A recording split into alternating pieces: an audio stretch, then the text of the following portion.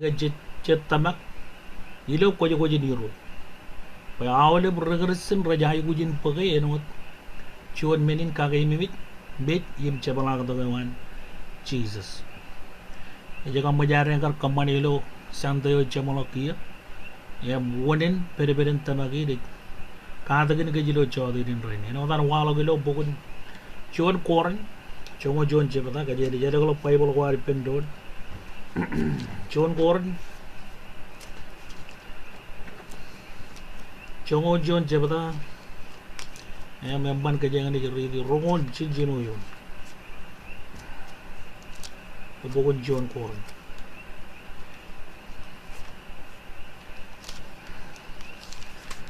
Juon koran chongo Juon Jojo ridi lo rongon cincinu yon ni wan malo ko dum kenono yon ni Oye kemi kwalok meje wan IROJ yero modem ji nge kemi mangai bread emirak chen kabuin mai yeneo ejido pejelo bolin ni kanono kan wa wen arpak KWOJKWOJ IROJ ya tage no na wala ke KWOJKWOJ IROJ ko bain menegen ro bread yim red yim wine menine Juon pijayo kabele lagi arbag Mottan pigadogun anik ilo wawen ilo cheeses are IROJ imbrolo no lalait ge eber cheeses it ber ilo burger ar im je kamane ilo ar kalikar Juon meleleo no dan paijane e kwalok pigadogun ani cheeses ani ilo burger ar gen cheeses yo ber ilo eno Juon ar lo no kajani bor wan malo ko do kalib jege ropida kap Juon kap emenion ropida Juon kap emenion kamolo IROJ kenan wan ro ko jari awre bien nge nanagen rejidok rekadagen ke edang benang ko rumban ilo arkada gilo gonji ne jadi ngada kalau kiangan ropida Juon jebada kap emenion Richilek bida yo ya karche pokoin ro iwan malo ko dum kanono IROJ jebata Juon jebata kap emenion ide mo ready pendon ina on malo ko dum riche no go wo e bulu e ba ilo wawe nin e mo nyan ledok menin ledok ko rolap e maur imon malo di ba ko yar kalle burgagi be kan togojen menin ledok kain kumun marong chor jin choren an mamuan lalin what tiny walo jin he Juon meneo in kage mi bit ken mejewan im e ko bai dok hawle burgerisin mai yeneo chiji e chebola dok ngade gelija ano daring tamagilo menin kay Juonian narin chorongko jiji jar kanono gagi kay agar kambane even in aur agi ni aur ngan rur kalora yam ay wan malo ko dilo namba Juon ikamala lagi ni kali karagan woni nar kambane awai ko bay to ko le regrestin ngan ini meje tayo jiji jar kambane mai yeneo e chebola ko yayo yari chino KWOJKWOJ IROJ Juonin kaca man kajangan malah ko malali lo nani IROJ karangan ladai ba menin ari chino ipen chiji jilo pongonio mogada jenair garra bali eim ror galoran rar kabbane KWOJKWOJ kejonio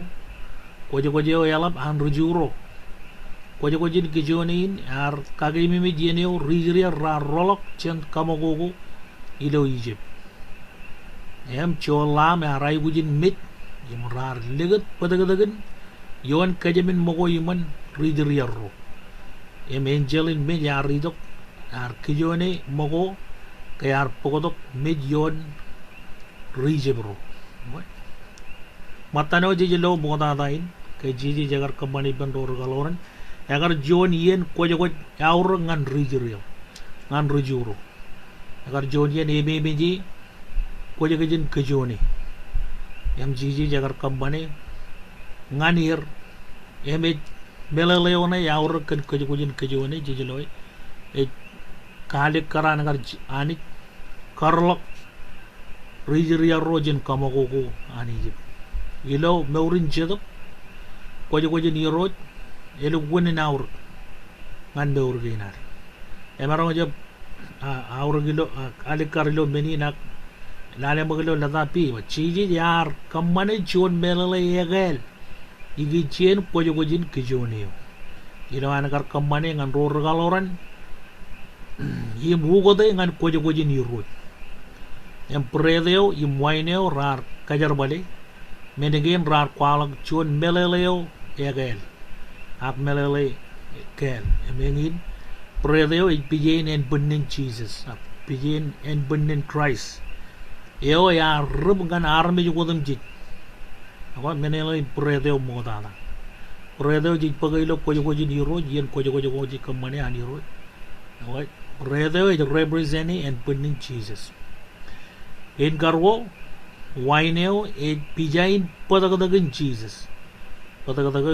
kumai keme me ragar legadi yon kajamin mogo men rijere awai yo yar torlo nganaulip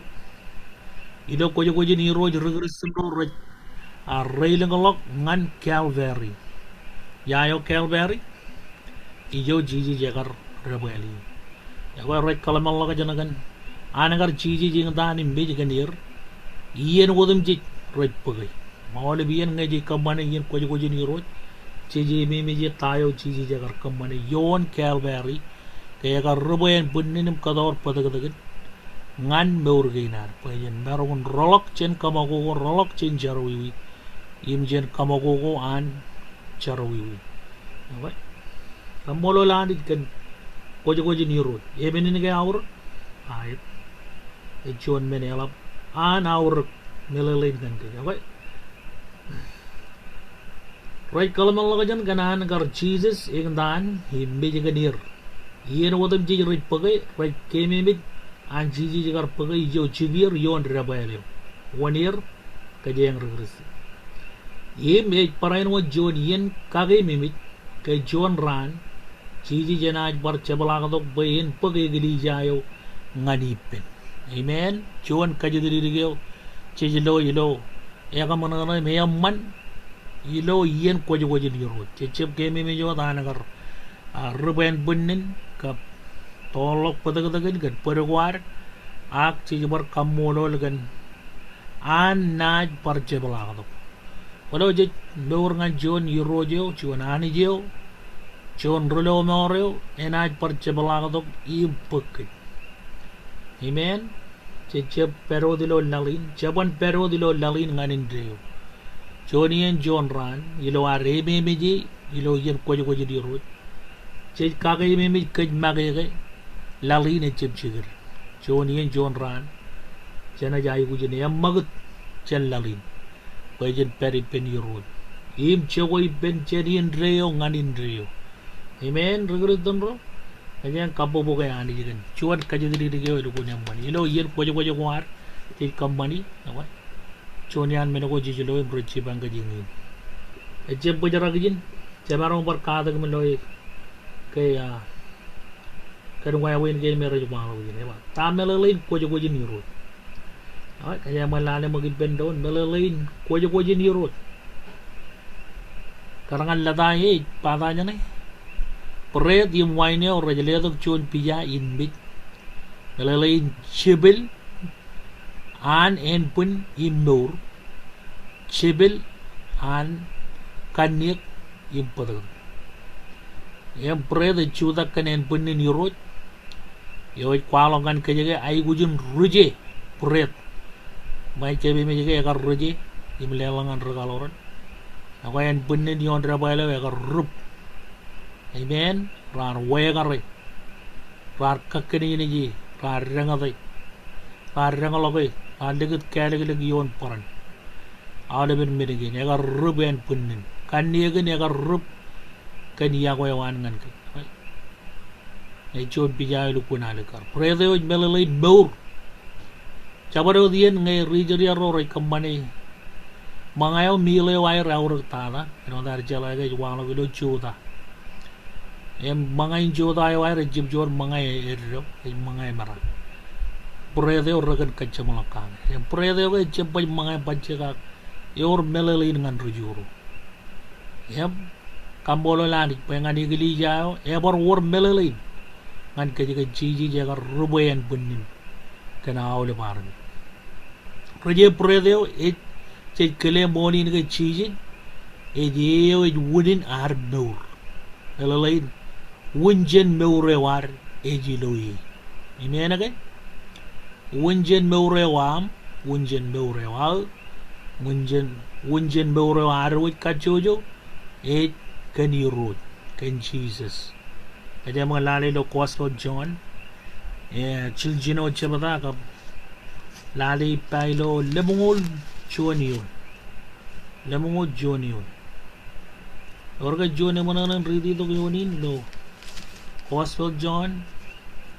children o chabata ka lemungol Juon yun chojo bon mama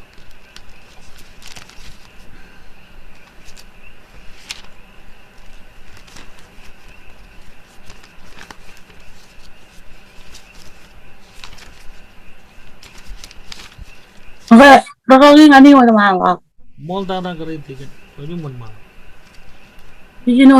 jabadam de yung chuni yon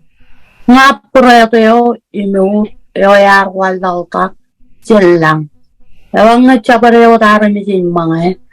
proyekto ena ino rin yo yung proyekto yo ina jalewang mane ikan nito yo jalewang kwe lalin nur kakay amen amen predeo again budde ilelang kan lal pen dur kan oi kabolo nali ci jala ga ci jagar ka ta gen chabu jigin i begar ben Allah ka dengan rujuru ak ci jagar kadono kon jon belelo e bulal ke garba en bunne bewro chabaro do kangen bunne ni bewro rujuru rarine ba ta ipe Bible ay kwalo ka ragar ine ba ta ipe yim ragar ched ragar ila ko jini yang idiano me chiji jagar maldok yim kachi dagat ben rujuru ben regaloro anima ako mayang jaga ilak pida yagar ubrak ken cheda begar banana gin IROJ temene jilang ngania pai ipe me or na nin bur elalain pida yagar jala ga bara jalog yal bara jalog chigit wunjen beur rejilo Jesus ngai pida yar barungun kele molin awai che jai guj par kele molin ilo yeneo che kamane KWOJKWOJ ni IROJ chenjen balolo kai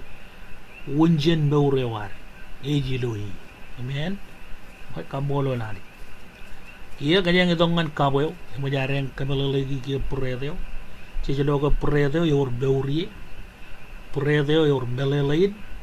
predeo ledok beur em chiji di predeo ya karban nanigin nga predin no oi kanyang ito giangan kabuin milalay meleleid ta meleleid kabuin oi kabun waini ne chudakan padagadagan IROJ kanyang chen balalok padagadagan IROJ ya kay chen padagadagan army chalok man agar involved agar bag padagadagan nanik kay mere agar kachidak ipen angelo yung bayi ka jagan angelo agar bangane ko na jeta kan chedok ko jar men melelain ba padagadagan nanik agar per ipen chiji ngai di kanon ko padagadagan nanik tayo ko jalaman na e weapon amen agar jab padagadagan army jaboy it's a weapon padagadagan army je jarawi it's a bekar egin woni na ray gujigar katolok padagadagan lam ko pe kanage roj pija rajon pija agan na ngayoy achudak kan juon meno ya mole le jidok pen pagchigin imekar kermoli lo yeneo jiji jagar yidok eram juon lam emlamin juon wat alen anagar katok amen Rujuro rogan Katok all the brand. Ak lamayo, agar pokolok ang law charawiwi. Juon ay bagay agar walaw tak payin peptide. Agar rela ka marwalo,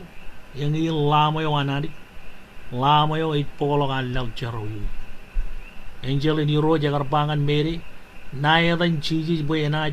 pokolok charawiwi wan arbit. Wodimji. Amen. Juon wadalin, padagadagan IROJ, padagadagan adik. Eber yipen Jesus. Ngay di kanonogan Jesus, jajalagay Mottan adik. Melalaid, Juonian member ro ilo adik. Juonian army juro ilo adik e Jesus. Im padagadagan adik nagay agar per ilo Jesus. Okay, ludag ay kwalongan kajagay padagadagan Jesus, no rewan, e jay wujin ludag, im torlok ngan karreo, im lelok cibang ngan royo, ray wujilo no ruwayo. Bay ilo, ilo wat katorlok padagadak, enodan alikar,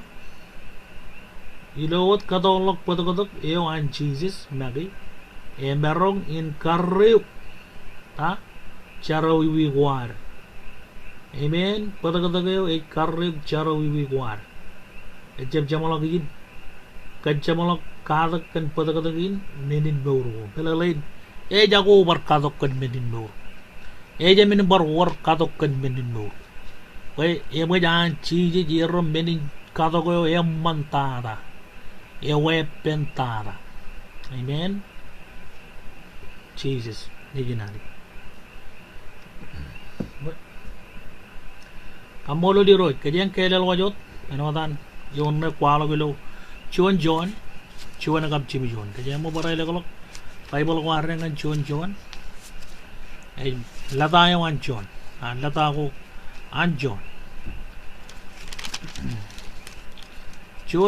Juon jibata, im kajang ni kalim jaga chijirim Juon, Juon jibata, chijirim Juon yun. E may wan bala ko dum kanono yung ba kaya lang ngay jay beori lo meron eno wada kay peri lo meron ched I pedro nim padagadagan Jesus dejin e karrew kachen ta charawiwi wadam jin. Amen. E ora kay charawiwi padagadagan Jesus e chem marong ay karangan Bible inaro ay ba charawiwi wadam jin. Elalay na olep charawiwi wa mo ta Pat pergagi ke war waleng tak bruto tak tu nur. Awalap kamban guam. Chiji jagar me jaga. Amen. Kamban guaro. Percebem. Lale magilo nadapi. Ani jaganan bajen kambani menin yen wodem jit. Ta menin kajangan kanono konta jod ini. KWOJKWOJ ni road. Em KWOJKWOJ ni road kanane wanani pen yen wodem jit. Kanagay Wadina na iwuj bayin yen wadam jit. Kanagayin kid kakay mimijigit. Yano da karba. Ito representi chidu wad ako. Medyo char kadag maloy. En punin. Padagadagan. Kap. Chabalaka to ko yawan. Amen. Kaya ni chabalaka to ngan kayo. Pagka. Ngan iyo yagar kalimur kakay. Pay awalab ro redya ko red merong in peripin. Yang ini tanah kayu kaji diri kayu are regresin cabar dia nengai jadi company KWOJKWOJ ni road kata kayak awak ya wah nani jipa ya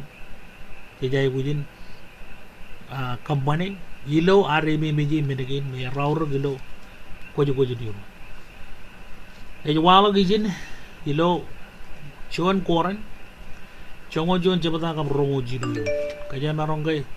Chabalagi pendon yung lale pendon ilo Juon koran kap Juon jabata im kajangan ni kalim je rongo chilu yon Chabalala po Paul agar lo binin em chala agar kaad gini anotan agar kalebi ke agar perilo ini chemarin in Arabia yumun chilu ye boy IROJ kaad gini Paul kaya agar rogatak agar ayu cholok chirigian yumun chilu ye Chidu nani jagar kada gini ilo eni cumaran ilin Arabia. Engin tamaga war nani ji pa ka pon magai pa. Kaya ani jagar kada gini ilo teri. Yang ronga jaga yang mengenan nayan pon kada kana. Ilo yonin. Coba. Pai yar pagchen IROJ kada gayo yar parain wad lewo jangan kum. Tanah lele yar pagchen IROJ. Adi jagar kada gini. Ilo angar peri ilo eni cumarin in Arabia engin tereo jatama ke mall agar kadak in anani kebelelegi rebellion in nanakwan ngani eno dar jalagay meure wan Paul mokoda aydan gar Saul agar Juon Farji ngaji kannan gan Juon Farji Juoneo e kadak cheji ho yime belele cheji ho Nayar termun rani jiba expert ilo nani ball agar expert ilo nani ijo daga agar lage Juon men jago cheese ilo agar beurewan ko barang jala nani angai jago cheese je chalo to ngin ingin wonen tamago jet tamaka wala le ball iba yar pagjen IROJ kada ge yar parain wad lewa jangan kum amen Pai IROJ cheese jilo pongonyo gay rar keda gay ar bug pret ar kamolo lani ema ruje yimba menin en punnu ewaj gan komun kambane menin ilo eme mejiyo kamolo lani kambane menin ilo eme mejiyo awle biyen ji kambane koji ni IROJ ejeb gan bar Juon it can Jesus Wai ani jaganan bajen kambane eno darba yeno dimji koji ni IROJ je ledo kan ke ruttanak chuodi ene man ganar kogudo koji ipen Christ yo e yar regalla jarak igadar gap ani imeri nei kwala ke je yarre in pagai im kamini ni kit ilo meurin kajur ak meurewan melele kajur im ilo bejewan ta ingan awa ilo kajojo ranin meur Juon lali ola Juon bala ko dilo pokon pilibay im kanono kake barijin semarang ke kalim jeng pokon pilibay bendron orga Juon emonan pat riri to jen pilibay chidu jongo dengan jongo Juon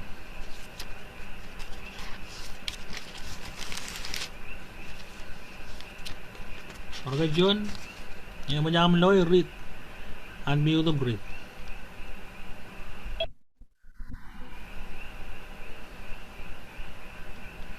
pilibay chidu jongo dengan jongo Juon orga Juon emonan awak Emang kalau nanti kau wan malam. Kumol tata kerindi, on malam. Ya bang. Meneo ya labal kaman. Puin jalak krai. Imnelele kan kajorin jalak pijewan. Impuin pot konal ilo intano kawan. Imlukun. Anak ay ilo mijewan. Ilo au kajak degere. Puin inay jalak pije. Jin mis nganu. Amen. Umur. Wala kumol tata. Kerindi, kum cejelo ijinan. Paul bar lukun kali kariji ngan beur gena awai yala kala malla ka janaga koji ni IROJ Paul ay bay Juon mene rimay ni ngai beur ben cheese meureo in beur ga ya ka jur eme je bojara ko dijin Paul ay won mala ko im kabela lagi ge beur ngan cheese je bar Juon beur ni ngatan amen jadi je jala mana ka baji jay wuj meyo ilo archer balangan IROJ cap Paul ay ba nari ba nale mo kayo nay kredi ke di negar rito kan kaya yang mana iganan point out di ba pa in chala kray melalain in labala ka melalay kan Jesus in chala wa kan Jesus yimi ba melalay kan ta kajur ejeb kajuro dai ba kan jaro ka bijiwan kiyo Paul ay wan bala ko di ba im bayin pokwana ilo yang tanong kwan im lukun anage ilo mejiwan tayo kar walo gilo nuran pol ya kar Juon rejelo ko ya kar ringtan im kwalo ken Jesus ya ruben benin meni ne kar jala kami okay kamola lani pe KWOJKWOJ ni IROJ yalap meleli am cabaro dien jij bagay konjem melolok aurgen ana kar Jesus kamani ya kar pangan ro regaloren kamane meni nilo ebibiji kamane menin ilo emi okay ilo dampa jiru lo kadagi nare ngejbanan gin ta menin kajaraman ko jij bagay jenar pok KWOJKWOJ ni IROJ okay yang rain menego cecaraman kagi lo yer KWOJKWOJ ni IROJ ngayon ram note ko teg note lo jodi ni nako komarong right down ni lo screen me namba Juon ilo yen KWOJKWOJ ni IROJ caraman ko jij bagay namba Juon ay kareo amen KWOJKWOJ ni IROJ jele to kareo ngan daurin chede bewan ne gar wor ligejap gar wor per ya wai yegi diene uji bari to bojen pekkagal ilo ar company KWOJKWOJ ni number ro ilo la tapi ba e najrik daurin chede bew ilo kit amen e bar kagajurlok daurin chede bew lo kit cabaro din ji bagay che kajurlok je ngejang ilo gar sandeo ke jangar company jala ke gar Juon yen e bayan ayo to kadan ke janga chen gar par KWOJKWOJ ni IROJ jaje nangan narong ro iya chema ke narong gore kajimu ya elgo na ito kamolo lani pai chonian menako ji company lo KWOJKWOJ ni IROJ jile to kakajurlok meurinchi chedo bo ilo meurina en kajidu caramane Juon e jile to Juon kamau im chebro ni penani jim rojet men one rojet fellow Christian member roilo egli jawa kakajurlok yo ilo meurin kamau chebro melelain meurin charewa men em eliga dada chonian menako yitamak eno dan nani pa KWOJKWOJ ni IROJ ke bar Juon yen pek kajimu amen e Juon yen pek kajimu ngay ko pek KWOJKWOJ ni IROJ yor kajaramban e wal em kajaramban ko gi ne no ta ba ko jay wuj ba wan cembalolok kajaramban gi ne ko pek KWOJKWOJ ni IROJ eleng yer ko ne kaje de gi bayata ga awur ta ga den pek cembalolok awur gi KWOJKWOJ ni Right? Kamolo lali jilo jodi din riding. Kaya ni Juon malo ko dum. Chedai na hareng awa. Kaya kar jiro ko kay chichatawa ni. Pala kaya ni chamolo gilo dampay men. Ano dam yan. Kali bija kay janay law. Dampay men kaya ni. Continue next Wednesday ngayon man iman kila ni road. Kaya jar barche walang. Okay. Dampay men ay kali kar rin kay kakalago in kawata tayo nai pek KWOJKWOJ ni IROJ echa warwat kajaraman ilo yen KWOJKWOJ ni IROJ ay bar war kakalago itama komaro ka jangan ngar gagi wir ready to go yon gainim kajaya ni bar ready when clear arem pagilo chon e war kawata ta ilo KWOJKWOJ ni IROJ ngai chaban kajabaro har pek KWOJKWOJ ni IROJ elang polaj bagay elang ragar bit kanay pek KWOJKWOJ ni IROJ em channel lalai kanage wawe ne ji pagilo yen KWOJKWOJ ni IROJ e ja identify gi gech what depend Christ rojarawi yim ro roche mol ilo air meuren Kristen melalain Kristen radana me pulum molo agwa roche bai wuj peran roche bai wuj peran pokonair ilo yen yene aur okay e walo etagay kanage kachojo rajai wujin pag Juon yen etale mogoda jenair pag KWOJKWOJ ni IROJ malalain chene etale purwar mogoda buen war Juon pagaligado irreo im beureo yo kwajar ngan IROJ okay chene malane magyo nanaginan po mi kagal chabareo do ene kom pokonani lo yen KWOJKWOJ ni IROJ enjem melolok Chabot ka jaram ban gi nak chen bar ke me kau kata tain me ne jwalo ngai chip ka jabar ar ko jo ko jeni itama ka ani jagar jala ke marong ne jidang raj kamman ka jakka ke wodena na awrgin pen wor kakkelo ko ilo mini ilo bogon Juon koran ka jangane jada kolongan